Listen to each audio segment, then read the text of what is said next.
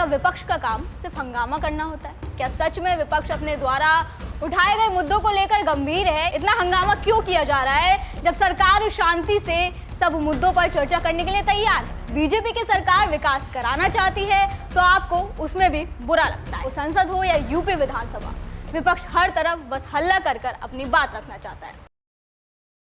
आज दिल्ली से लखनऊ तक राजनीति की गलियारों से कुछ ऐसी तस्वीरें सामने आई जिसने सवाल खड़ा करने पर मजबूर कर दिया कि क्या विपक्ष का काम सिर्फ हंगामा करना होता है? क्या वाकई विपक्ष ये हंगामा जनता के मुद्दों को उठाने की कोशिश है या फिर महज सियासी स्टंट? क्या सच में विपक्ष अपने द्वारा उठाए गए मुद्दों को लेकर गंभीर है या जबरदस्ती का शोर मचाकर वो बस ये दिखाना चाहता है कि सरकार हर तरीके से गलत है? ये सवाल इसलिए उठ रहे हैं क्योंकि आज दिल्ली में एसआईआर और वोट चोरी को लेकर चुनाव आयोग और सरकार के खिलाफ इंडिया गठबंधन के विपक्षी दलों ने बड़ा विरोध प्रदर्शन किया। विपक्ष ने संसद से चुनाव आयोग तक जाने के लिए मार्च निकाला, जिसमें नेता प्रतिपक्ष राहुल गांधी, सपा मुखिया अखिलेश यादव, प्रियंका गांधी और तमाम बड़े बड़े नेताओं ने मिलकर जमकर हंगामा किया। इस प्रदर्शन की तस्वीर आप मेरे पीछे देख सकते हैं, जिसमें नेता प्रतिपक्ष राहुल गांधी दिखाई दे रहे हैं, अखिलेश यादव हैं और भी तमाम बड़े नेता उनके साथ मौजूद है। और इसी हंगामे में से एक और ऐसी तस्वीर आई जिसमें सपा मुखिया अखिलेश यादव, जो 2027 में अपनी सरकार आने का दावा करते हैं, वो खुद कानून व्यवस्था की धज्जियां उड़ाते हुए नजर आए।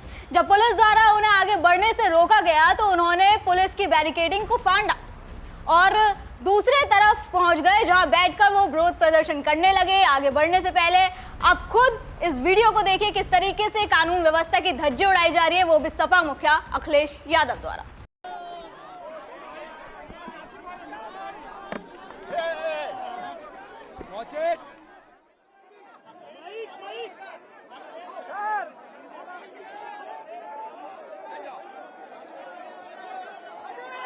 उधर जाना यार।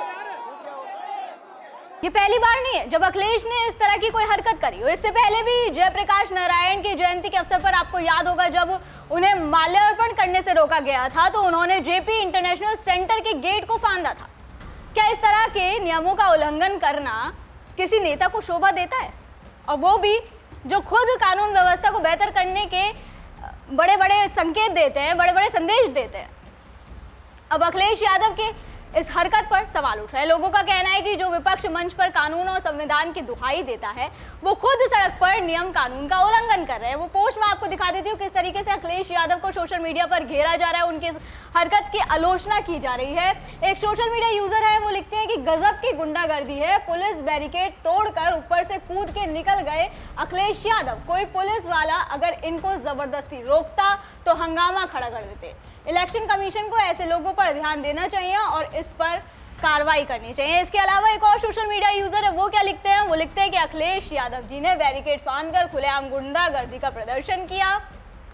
उनके पीछे पीछे उनकी पूरी मंडली ऐसे दौड़ी जैसे अपराधी गिरोह पुलिस से बचने के लिए भागते हैं। ये वही लोग हैं जो मंच पर कानून और संविधान की दुहाई देते हैं, लेकिन सड़क पर खुद नियम कानून की लाश पर राजनीति की दुकान सजाते हैं। सरकार और चुनाव आयोग व्यवस्था बचा रहे थे, लेकिन अखिलेश और उनके सांसद सड़क पर गुंडाई का नया रिकॉर्ड बढ़ाए थे। और ये पोस्ट यही नहीं रुकते हैं, इसके अलावा और भी लोग हैं जो अखिलेश यादव की इसको लेकर आलोचना कर रहे हैं। एक सोशल मीडिया यूजर और लिखती है कि अखिलेश यादव का बैरिकेडिंग कूदना सिर्फ मीडिया स्टंट है, जमीनी हकीकत बदलने का तरीका नहीं। जनता काम और नतीजे देखती है, ना कि नारे और नाटक। सपा का इतिहास केवल प्रदर्शन और विरोध तक सीमित है, जबकि शासन में रहते हुए उन्होंने विकास और कानून व्यवस्था पर कोई ठोस काम नहीं किया। बीजेपी की ताकत जनता का विश्वास, विकास कार्य और मजबूत कानून व्यवस्था है, ना कि केवल प्रतीकात्मक प्रदर्शन। इसके अलावा एक और सोशल मीडिया यूजर वो लिखती हैं, बैरिकेडिंग कूदना कोई बहादुरी नहीं बल्कि कानून तोड़ने का सस्ता स्टंट है। अखिलेश यादव चुनाव आयोग या बीजेपी पर कोई ठोस सबूत पेश नहीं कर पाए, बस कैमरे के सामने नाटक किया। समाजवादी पार्टी मीडिया सेल का काम तथ्यों से बहस करना नहीं बल्कि सोशल मीडिया पर वीर गाथा गढ़कर अपने नेता को महान दिखाना है। अब देखिए, जिस जनता को अखिलेश ये दिखाने की कोशिश कर रहे हैं कि विपक्ष उनके लिए किस तरीके से आवाज उठा रहा है, वो ही जनता उनकी इस हरकत की आलोचना करे, क्योंकि जनता बेवकूफ नहीं है और जाहिर तौर पर जनता को यह हंगामा नहीं चाहिए। उन्हें बस अपनी समस्याओं का समाधान चाहिए। सवाल ये भी है कि आखिर इतना हो क्यों रहा है, इतना हंगामा क्यों किया जा रहा है जब सरकार शांति से सब मुद्दों पर चर्चा करने के लिए तैयार है।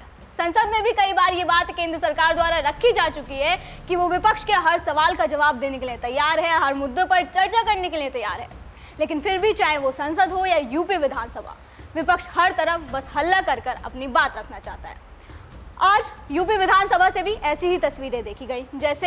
जैसे ही मानसून सत्र की कार्रवाई शुरू हुई, वैसे ही विपक्ष ने हंगामा शुरू कर दिया। नतीजा ये हुआ कि थोड़ी देर बाद कार्रवाई को स्थगित करना पड़ा, जबकि सत्र शुरू होने से पहले इस सूबे के मुखिया योगी आदित्यनाथ द्वारा मीडिया के सामने साफ साफ कह दिया गया था कि किसी भी मुद्दे पर चर्चा करने और जवाब देने के लिए सरकार पूरी तरह से तैयार है। सुनिए आप सीएम योगी ने क्या कहा। सदन में इन मुद्दों पे चर्चा हो, वे चर्चा भी करें, अपने प्रश्न भी पूछें।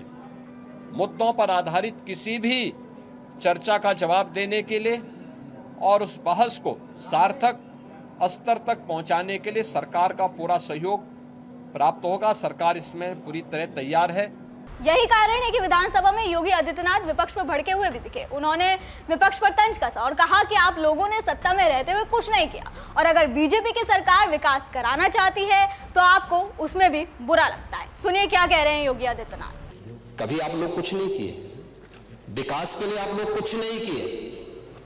अपने समय में विकास का आपका कोई एजेंडा नहीं था। और अगर भारतीय जनता पार्टी की सरकार, एनडीए की ये सरकार विकास कराना चाहती है तो आपको इसमें भी बुरा लगता है।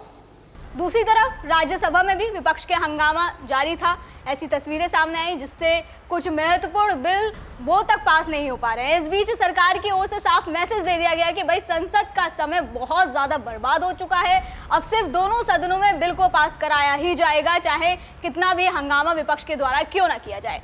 किरण रिजिजू ने यह अल्टीमेटम दिया, उनका बयान सुनिए। बिल्कुल हमने कहा है कि इम्पोर्टेंट बिल्स सार्थक चर्चा होना चाहिए, लंबा बहस होना चाहिए। 2-2 दिन दिए। आप सोचिए, स्पोर्ट्स गवर्नेंस बिल और एंटी डोपिंग बिल के लिए 2 दिन लोकसभा में, 2 दिन राज्यसभा में हम लोग ने टाइम तय किया। फिर इनकम टैक्स अमेंडमेंट बिल और टैक्सेशन बिल को 2 दिन लोकसभा, 2 दिन राज्यसभा, इतना लंबा टाइम दिया है। टाइम तय कर चुके हैं बीएससी में, फिर भी आकर के हंगामा करते रहते हैं। हमारे लोग, एनडीए के लोग तो पूरा भरपूर हम लोग बोलेंगे, सारे एमपीज बोलेंगे, मंत्री जवाब देंगे। हम अपोजिशन वाला को रिक्वेस्ट करते हैं, आप भी अपना बात रख सकते हैं, आप चर्चा में भाग लीजिए और चर्चा से भाग करके फिर बोलेंगे कि बोलने नहीं देते, ये मत कीजिए। तो देखा आपने, किरण रिजिजू का संदेश साफ है। चाहे विपक्ष कितना भी हंगामा करता रहे, उनके हंगामे की वजह से जो नुकसान हो रहा है वो अब और नहीं होने दिया जाएगा। लेकिन अब भी सवाल वही कि जब सरकार हर तरह से तैयार है चर्चा करने के लिए, तो फिर इतना शोर शराबा क्यों आखिर यूपी में आज की कार्रवाई को स्थगित करना पड़ा? क्यों आज संसद में महत्वपूर्ण बिल पास नहीं हो पाए? क्यों उसमें बाधा आ रही है?